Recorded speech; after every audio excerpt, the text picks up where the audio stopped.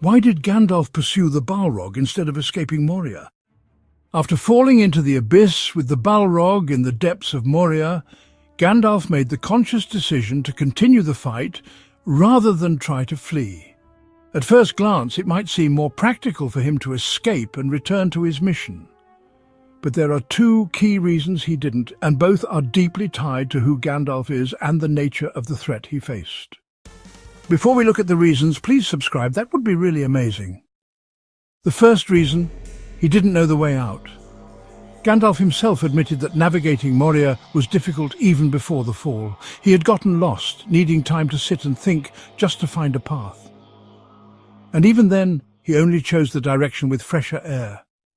After plummeting with the Balrog into the ancient forgotten caverns far beneath Moria, any hope of quickly finding an exit was slim. Worse still, he knew the Fellowship would likely assume he was dead.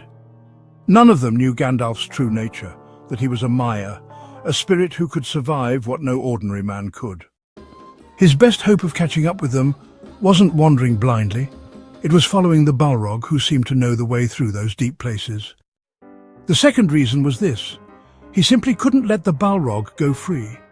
More importantly, Gandalf knew exactly what the Balrog was. A relic of the ancient War of Wrath, a fallen Maya like himself who had long hidden away. Once Gandalf identified the creature, he recognized the danger of letting it escape. If the Balrog were to make it back to the surface, and especially if it allied with Sauron, the consequences for Middle-earth would be devastating. Gandalf was not the kind to ignore such a threat.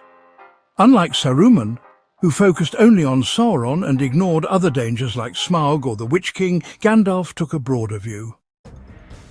He had always worried about dark forces joining together.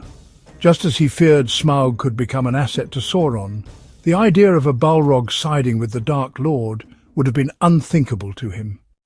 So in the end, Gandalf pursued the Balrog not just because he had to, but because he chose to. It was a sacrifice made out of duty, wisdom, and the knowledge that leaving such a force of evil unchecked was simply not an option. Thanks for watching and have a wonderful day.